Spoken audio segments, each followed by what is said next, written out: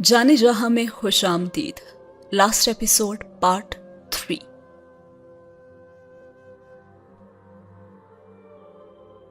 अब वहां हॉस्पिटल में बैठे वो उमर की बातों को और उमर को याद कर रही थी, और वहां बैठे बैठे उससे उमर के साथ अपनी वो पुरानी कॉन्वर्सेशन याद आई। आपको याद है ना कि अलीज़े को अपनी कैट से बहुत ज्यादा मोहब्बत थी जिसका नाम क्रिस्टी था, तो उसके मरने पर वो बहुत रोई थी। और उमर ने उससे बड़ी संजीदगी से पूछा था कि तुम क्रिस्टी के मरने पर अगर इतना रोई हो तो मेरे मरने पर कितना रोगी। और वो बेख्तियार बुरा मान कर बोली थी कि आप किस तरह की बातें करते हैं। और उमर मुस्कुराया था और उसने कहा था कि वैसे पूछ रहा हूं अपनी मालूमात में इजाफा करने के लिए, क्योंकि अलीज़े पिछले 4 दिन से क्रिस्टी के मर जाने के बाद वक्फे वक्फे से रो रही थी, और वो फोन पर क्रिस्टी के बारे में जानने के बाद इस्लामाबाद से ताज़ियत करने आया था। और वो इस कदर रंजीदा और दिल गिरफ्ता थी कि उमर जो सिर्फ 1 दिन के लिए आया था 4 दिन उसके पास रहा। और चौथे दिन जब वो एयरपोर्ट तक ड्राइवर के साथ उसे छोड़ने जा रही थी तो उसने अलीज़े से पूछा था ये कि तुम क्रिस्टी के मरने पर अगर इतना रोई हो तो मेरे मरने पर कितना रोगी। और उसने कहा था कि इस तरह की बातें ना करें मेरे साथ। अलीज़े को एक बार फिर से क्रिस्टी याद आने लगी थी और उस वक्त भी उसने यही कहा था कि मुझे पता है आपको कुछ नहीं होगा। और उमर उस वक्त कुछ हैरान हुआ था और उसने पूछा था कि क्यों। तो उसने कहा था कि बस मुझे पता है। और वो खिड़की से बाहर देखने लगी थी। और उमर ने उस वक्त उससे कहा था तुम मेरे लिए रोना नहीं चाहती ना, इसलिए ये कह रही हो।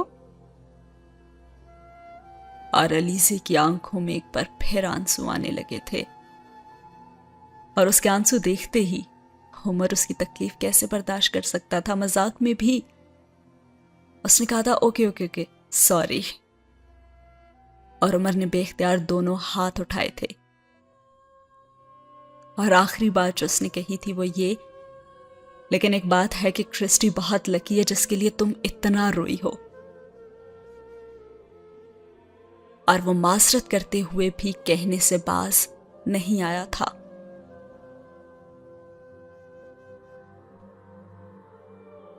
और अब वो वहां बैठी उमर की हर बात याद कर रही थी।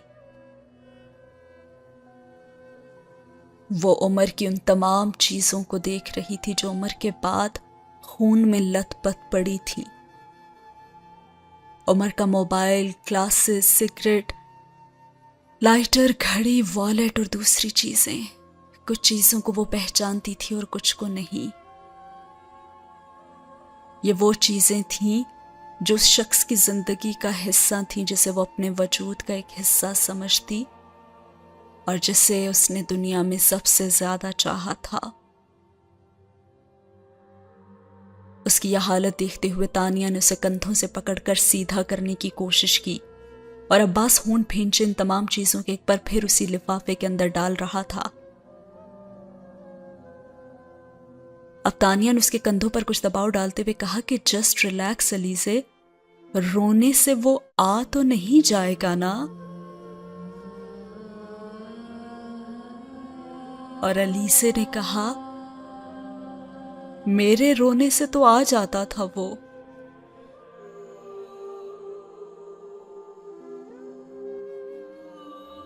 और फिर तानिया कुछ कह नहीं सकी। और अलीज़े फिर से रोने लगी कि मुझे उसके पास जाना है, मैं उसके पास रहना चाहती हूं। और अब्बास ने उसके कंधे को थपकते हुए कहा नहीं अलीज़े, उसका पोस्टमार्टम हो रहा है, मैं कुछ देर बाद तुम्हें उसके पास ले जाऊंगा। और वो बस बेबसी से उसे रोते हुए देखती रही। बहुत सालों के बाद وہ یوں عمر کے علاوہ کسی کے سامنے رو رہی تھی، اور اس نے آنسوں کو روکنے کی کوئی ارادی یا پھر غیر ارادی کوشش نہیں کی تھی۔ اور پھر اسے عمر یاد آیا تھا جو کہتا تھا کہ تم کبھی میچور نہیں ہو سکتی علیزے، تم کبھی میچور نہیں ہو سکتی۔ یہ آخری بار اس نے اسے منگنی کی رات کہا تھا۔ اس حالت میں پہلی بار اسے عمر کی اس بات کا واقعی یقین آ رہا تھا، بلکہ اس وقت یہاں بیٹھے اس کی ہر بات کا ہی علیزے کو یقین آ رہا تھا۔ وہ ٹھیک کہتا تھا کہ وہ جذباتی تھی، میچور تھی، اور عمر کے کسی بھی حصے میں ان دونوں خامیوں سے نجات حاصل نہیں کر سکتی تھی۔ وہ واقعی مان رہی تھی کہ کوئی بھی عمر سے بہتر اسے نہیں جان سکتا تھا، کوئی بھی نہیں تھا جو عمر ہو سکے۔ عباس اب کمرے سے باہر جا رہا تھا، اور عباس کے جسم پر موجود یونیفارم نے اسے ایک بار پھر عمر کی یاد دلائی تھی۔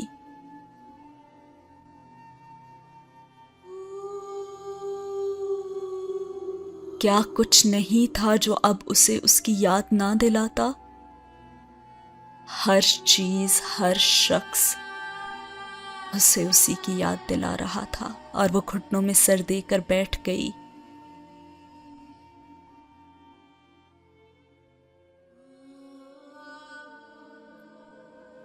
تو یہ ہوتی ہے زندگی اور یہ محبت، ایک وقت میں ایک ہی چیز ختم ہوتی ہے، دونوں نہیں۔ اور اس وقت اس کے دل میں عمر کے لیے کوئی شکایت، کوئی گلہ، کوئی شکوہ نہیں تھا، اور اب زندگی میں کبھی ہو بھی نہیں سکتا تھا۔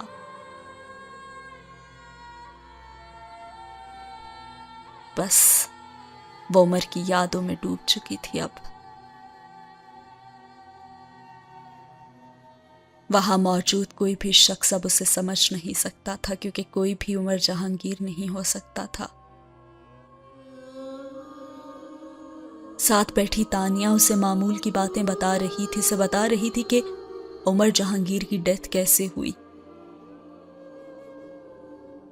فائرنگ کی تھی کسی نے، گاڑی میں اس کا ایک گارڈ اور ڈرائیور بھی مارا گیا ہے۔ عباس کو اس ایکسیڈنٹ کے 10 منٹ بعد ہی اطلاع مل گئی تھی، اور وہ بہت اپسیٹ تھا۔ یہاں سے خود ہیلی کاپٹر میں گیا تھا اس کی باڈی لینے کے لیے۔ میں تو کوشش کرتی رہی کہ تم لوگوں کو کسی طرح سے ٹریس آؤٹ کر لوں، لیکن نہیں کر سکی۔ خود عباس نے بھی بہت کوشش کی۔ تانیہ دھیمی آواز کے ساتھ ساتھ والی کرسی پر بیٹھی بتا رہی تھی، لیکن علیزے کے لیے سب اطلاعات بے معنی تھیں۔ اور پھر اس نے کہا کہ وہ تو چند دنوں میں امریکہ جانے والا تھا، ایکس پاکستان لیو پر، اور دیکھو یہ سب کچھ ہو گیا۔ اور علیزے نے یکدم سر اٹھا کر دھندلائی ہوئی آنکھوں سے اس کو دیکھا، اور ایک بار پھر اسے عمر یاد آیا۔ تمہیں لگتا ہے کہ میں چلا جاؤں گا تو تمہارے اور جنید کے درمیان سب کچھ ٹھیک ہو جائے گا؟ اگر ایسا ہے نا تو میں واقعی دوبارہ کبھی تم دونوں کے درمیان نہیں آؤں گا، جنید سے کبھی دوبارہ نہیں ملوں گا۔ اور وہ دم بخود رہ گئی۔ تانیہ نے اسے پھر سے مخاطب کیا اور کہا کہ کیا تم کچھ پوچھنا چاہتی ہو؟ اور اس نے نفی میں سر ہلایا، اور اس کے گلے میں آنسوں کا پھندا لگ گیا تھا۔ کتنی بری طرح سے اس دن اس نے اس سے بات کی تھی، اور اس سے کہا تھا تم ہارڈ کور کرمنل ہو عمر، بس فرق یہ ہے کہ تم نے یونیفارم پہنا ہوا ہے، اور جس دن یہ یونیفارم اتر جائے گا نا، اس دن تم بھی اسی طرح سے مارے جاؤ گے جس طرح تم دوسرے لوگوں کو مارتے ہو۔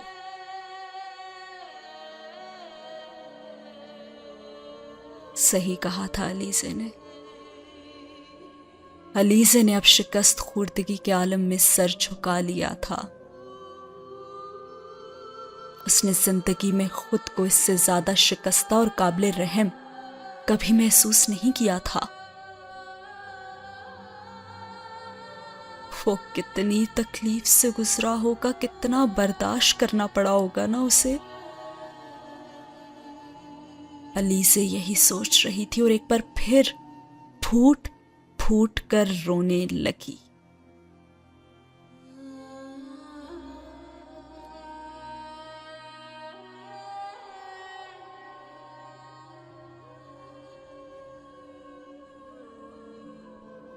ایک دفعہ عمر نے اس سے کہا تھا کہ کون کہتا ہے کہ کسی شخص سے ایک بار محبت ہونے کے بعد اس سے نفرت ہو سکتی ہے؟ جو کہتا ہے وہ دنیا کا سب سے بڑا جھوٹا ہے۔ اور وہ مان گئی تھی اس بات کو۔ سائیکل آف ریپلیسمنٹ میں صرف محبت کی ریپلیسمنٹ نہیں ہوتی۔ خود کو فریب دینے کے باوجود ہم جانتے ہیں کہ ہمارے وجود میں خون کی گردش کی طرح بسنے والا نام کس کا ہوتا ہے۔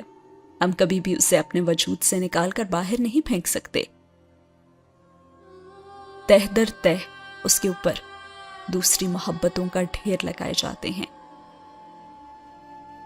کہتے جاتے ہیں کہ ہم اس سے محبت نہیں کرتے، ہم اس سے محبت نہیں کرتے، لیکن جو زیادہ دور ہوتا جاتا ہے وہ زیادہ قریب آتا جاتا ہے، اور وہ ہمارے دل اور دماغ کے اس حصے میں جا پہنچتا ہے کہ کبھی اس کو وہاں سے نکالنا پڑے تو پھر اس کے بعد ہم نارمل زندگی گزارنے کے قابل نہیں رہتے۔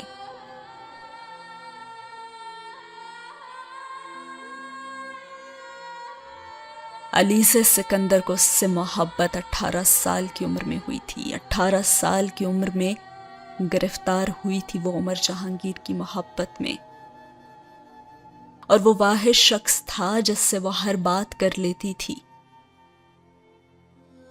وہاں ساری وہ باتیں بھی جو وہ کبھی شہلا اور نانو سے بھی نہیں کر سکتی تھی۔ وہ واحد شخص تھا جو اس کے نخرے برداشت کرتا تھا، ناز اٹھاتا تھا،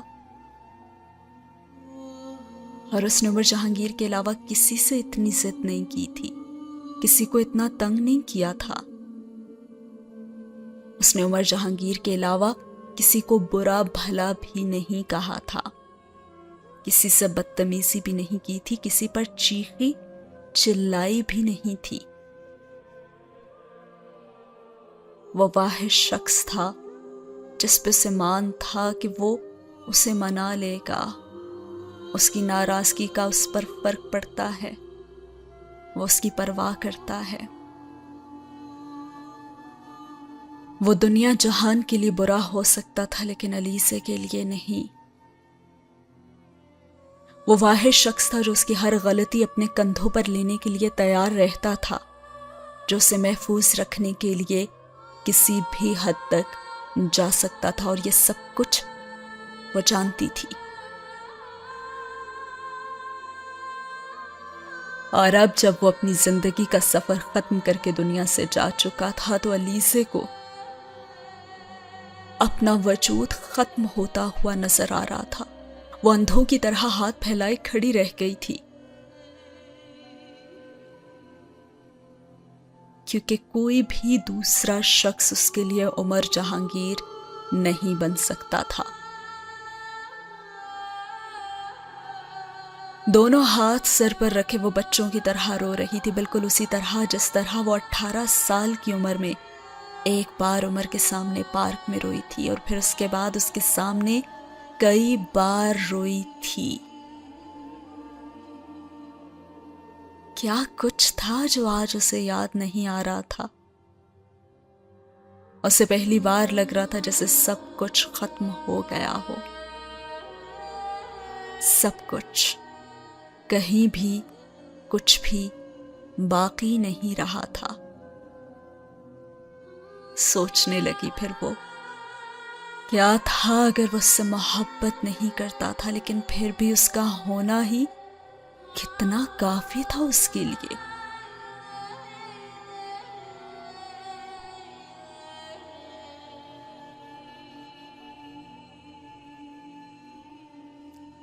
اب کچھ فاصلے پر موجود ایک کمرے میں عمر جہانگیر کے جسم کو کاٹنے والے سارے نشستر اسے اپنے وجود پر چلتے ہوئے محسوس ہو رہے تھے۔ وہاں اس کا پوسٹ مارٹم ہو رہا تھا اور یہاں علیزے کو اپنا وجود کٹتا ہوا محسوس ہو رہا تھا۔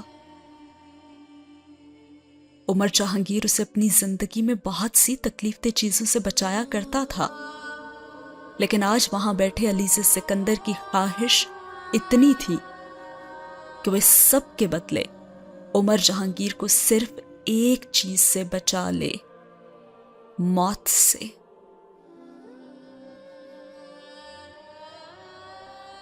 اور ساتھ ہی ہوا یہ سین ختم۔